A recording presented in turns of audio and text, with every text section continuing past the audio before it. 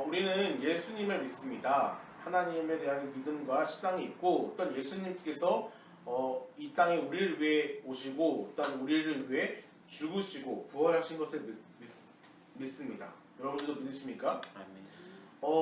예수님의 탄생에 있어서는 성경은 이렇게 기록하고 있습니다. 하늘엔 영광이요 땅에는 평화라고 기록하고 있습니다.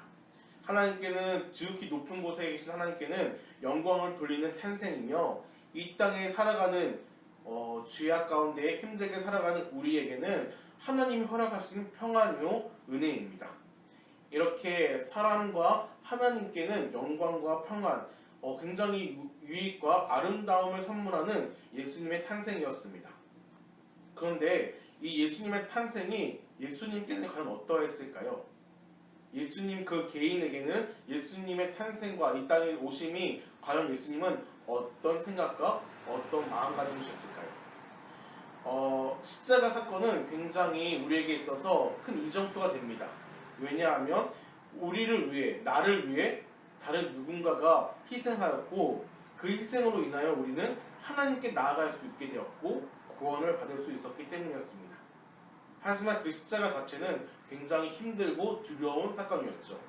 바로 십자가 위에 달리신 예수님은 죽을 수밖에 없고 고난과 조롱을 피할 수가 없었기 때문입니다. 예수님께서 이 땅에 오신 이유, 우리의 죄를 용서해 주시고 우리의 모든 문제를 해결하시기 위함이었는데, 그 방법은 바로 십자가였습니다. 자신의 목숨을 버릴 수밖에 없는 사건이었죠. 이 사건을 예수님께서는 알고 계셨을까요?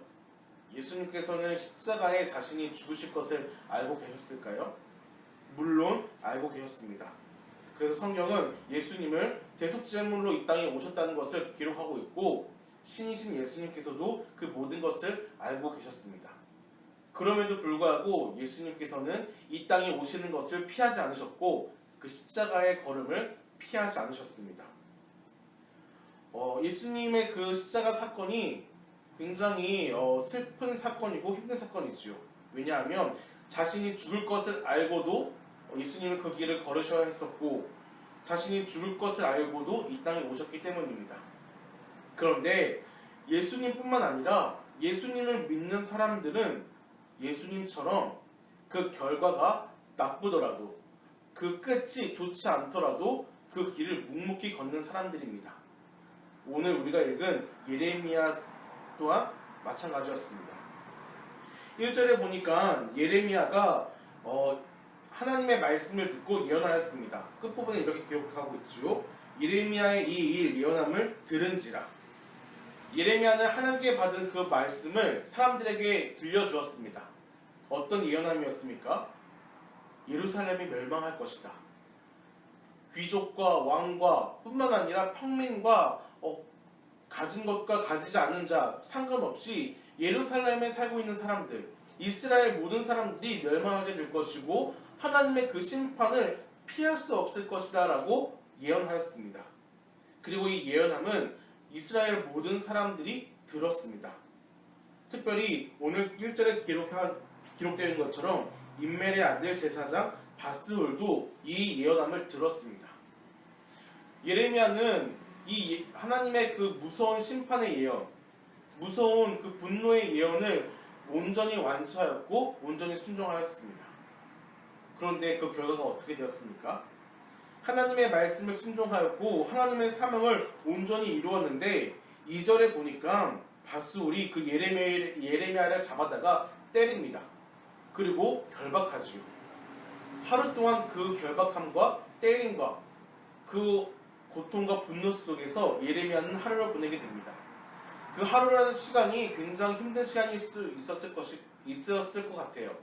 왜냐하면 그 베냐민 문 위층이라고 기록되어 있는 건데, 골방에다가 가둬둔 것이 아니라 사람들이 오고 가는 그 문터, 이 도로 가운데 예레미야를 묶어놨던 것이죠. 아마 많은 사람들이 오고 가면서 예레미야를 보았을 것이고, 자신들에게 난 좋은 예언, 심판의 예언을 했던 예레미야에게 사람들은 조롱과 비판을 했을지도 모르겠습니다. 혹은 그 지나가는 길에서 때리거나 핍박을 했을지도 모르겠습니다. 어찌되었든 예레미야는 하나님의 말씀에 순종했다는 이유로, 또는 하나님이 주신 그 비전을 온전히 완수했다는 그 이유 하나만으로 잘못한 것도 없지만 맞았고, 사람들이 오고 가는 그 길거리에서 결박을 당할 수밖에 없었습니다. 여러분, 어쩌면 이 모습이 우리들의 모습일 수가 있습니다. 하나님의 말씀대로 순종하여 살아간다고 우리의 결과가 온전히 좋은 결과만 찾아오진 않을 수도 있습니다.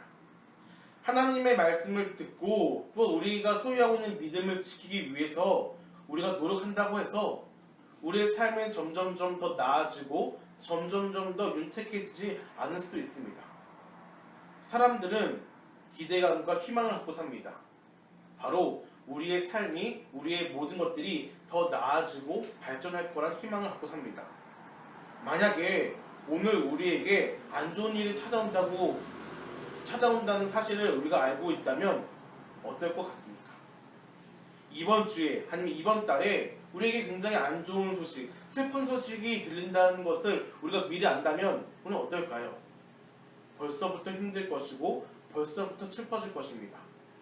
그리고 우리의 삶을 피하고 싶을 줄 모르고 어떤 사람들은 극단의 선택을 할지도 모르겠습니다. 그런데 하나님을 믿음으로 인해서 우리의 끝이 이렇게 안 좋아질 수 있다는 것입니다. 그렇다면 여러분들은 어떠시겠습니까? 하나님의 말씀을 순종합니다. 우리가 그 믿음을 지킵니다. 그런데 우리의 삶은 더 나아지고 발전되는 것이 아니라 더 힘들어지고 때로는 조롱과 분노를 감수해야 된다면 여러분들은 어떠시겠습니까?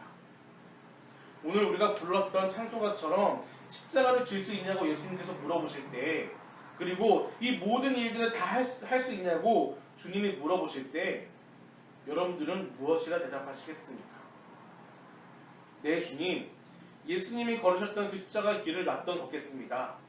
어떠한 힘듦과 어려움, 핍박과 고난이 오더라도 그 길을 떠나지 않고 십자가의 길을 가겠습니다 라고 고백하시겠습니까? 아니면 그 모든 것들을 내려놓고 도망가시겠습니까? 바라건대 우리가 그 예수님의 십자가의 길을 버리고 도망가는 것이 아니라 예수님이 걸으셨던 그 길을 우리 또한 묵묵히 걸어가는 저 여러분 되기를 간절히 소망합니다. 왜냐하면 우리에게는 마지막 희망이 있기 때문입니다. 예수님께서는 십자가에서 죽으셨습니다. 하지만 거기서 끝이 아니었습니다. 바로 십자가 뒤에는 부활이 있었습니다. 밧술이 예레미야를 때렸습니다. 결박하였습니다. 그러자 하나님께서 밧술에게 무엇을 명하셨습니까? 3절에 보니까 밧술이 그의 이름이 바뀝니다. 마골비사빔이라고 이름이 바뀝니다.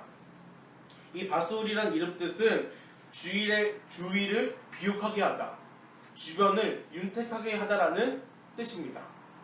아마도 이 밧술이 태어났을 때 그의 부모님은 그만 행복하고 그만 부유하게 사는 것이 아니라 그 주변에 있는 사람들조차도 부유하게 비옥하게 살아가라고 이렇게 이름을 만들었을지도 모르겠습니다. 그런데 하나님께서는 이런 밧술이라는 이름을 버리게 하시고 마고비사빔이라는 이름을 주셨습니다. 이 이름의 뜻은 사면의 공포라는 뜻입니다. 그러니까 이 밧술은 그 사람이 주변이 모두 다 두려움으로 변한다, 공포에 휩싸인다는 이름으로 바뀐 것입니다. 그래서 4절과 5절, 6절에는 그런 내용이 나옵니다. 밧술과 그의 친구들, 그의 가족들, 그 주변에 있는 모든 사람들이 어떻게 되는 것입니까? 바벨론의 포로로 끌려가게 될 것이고 그곳에서 죽게 될 것이고 그곳에서 그들의 모든 삶이 마감될 것이라고 하나님께서는 말씀하셨습니다. 예레미야를 때리고 핍박했던 밧술은 결국에는 하나님께 버림받게 되었고 그가 행했던 그 모든 것보다 더 심하게 그는 감당할 수밖에 없었습니다. 여러분, 세상이 우리를 버릴지 모릅니다. 세상이 우리에게 고난과 핍박을 줄지도 모르겠습니다. 하지만 우리가 하나님 편에 선다면, 하나님이 우리와 함께 하신다면 우리에게는 희망이 있습니다.